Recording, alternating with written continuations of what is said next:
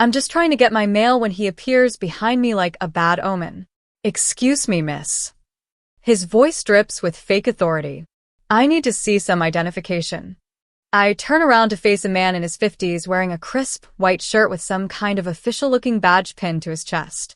He's got the posture of someone who thinks he owns the place, which, according to the laminated ID card hanging from his neck, he might.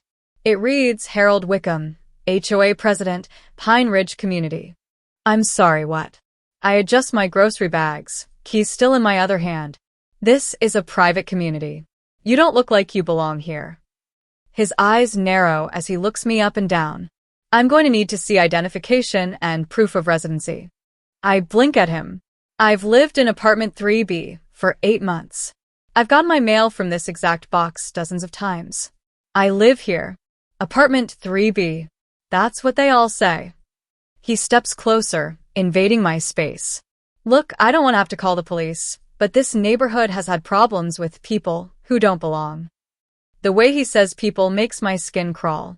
Behind him, I notice Mrs. Chun from 2A slowing her walk, pretending to check her phone while clearly listening. A couple of other residents have stopped to watch from a distance. I'm not showing you anything, I say firmly. You have no right to demand my ID. His face flushes red. I have every right.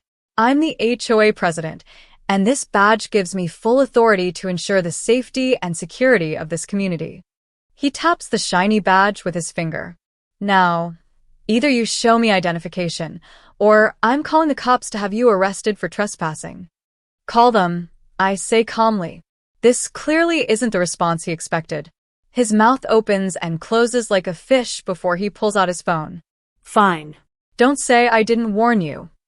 As he dials, I notice more residents gathering. A young couple from the second floor.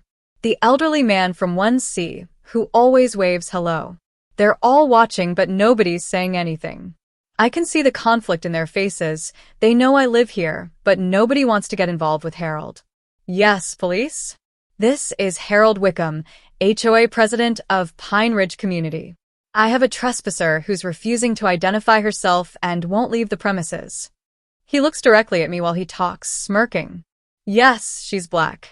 About 5'6", carrying grocery bags.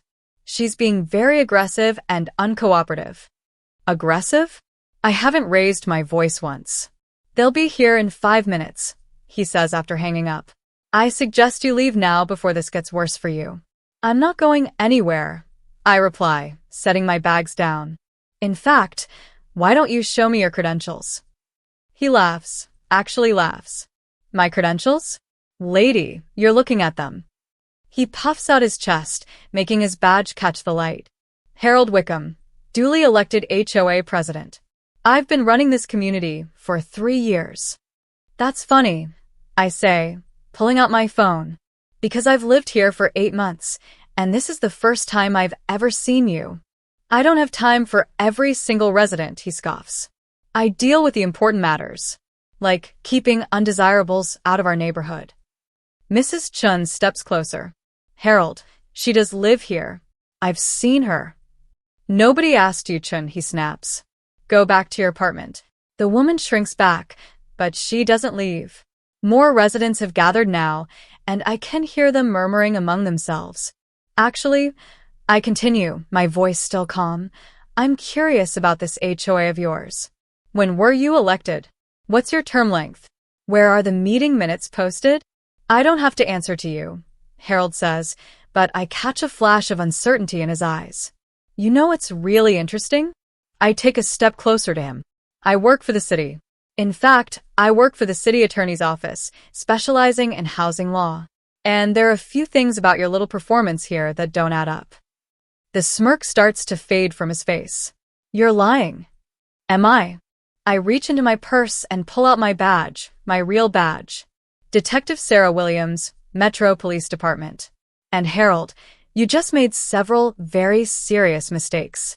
The color drains from his face completely.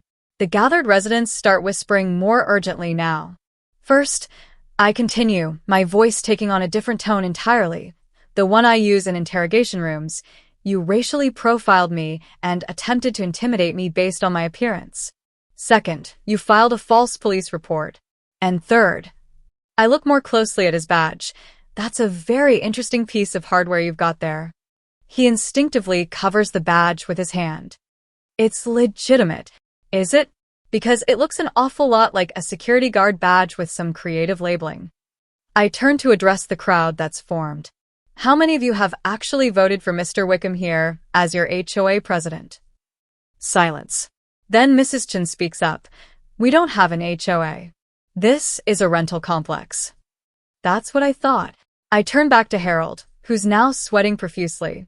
So let me get this straight. You've been impersonating an HOA official, harassing residents, and filing false police reports. Harold, you've been very busy. In the distance, I can hear sirens approaching. Harold's eyes dart toward the sound, then back to me, panic setting in. Look, this is all just a misunderstanding, he starts. The only misunderstanding, I interrupt, is you thinking you could intimidate people in their own neighborhood without consequences. The police cars pull up, 2 of them. Officers Martinez and Thompson step out, and I can see Martinez suppress a smile when he recognizes me. Williams, we got a call about a trespasser? Martinez looks around at the scene, taking in Harold's obvious distress and my calm demeanor. Actually, Martinez, I think you're going to want to arrest Mr. Wickham here for filing a false report, impersonating an official, and harassment. I gesture to Harold, who's now visibly shaking. Oh, and you might want to check out that badge. I don't think it's quite what he claims it is. Thompson approaches Harold. Sir, can you show me some identification? Harold fumbles for his wallet, his hands trembling. This is all a mistake. I was just trying to keep the community safe. By harassing a police detective in her own neighborhood? Martinez raises an eyebrow. Harold, that badge you're wearing, where did you get it?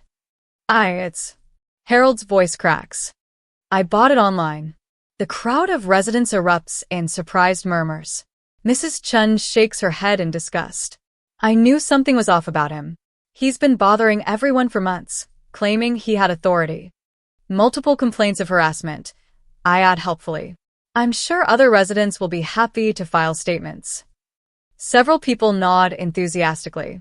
The young couple from the second floor step forward. He demanded we pay him a $50 community fee last month, the woman says. He threatened to have us evicted if we didn't pay. Same here, says the elderly man from 1C. He said our patio furniture violated HOA regulations. Thompson is already reaching for his handcuffs.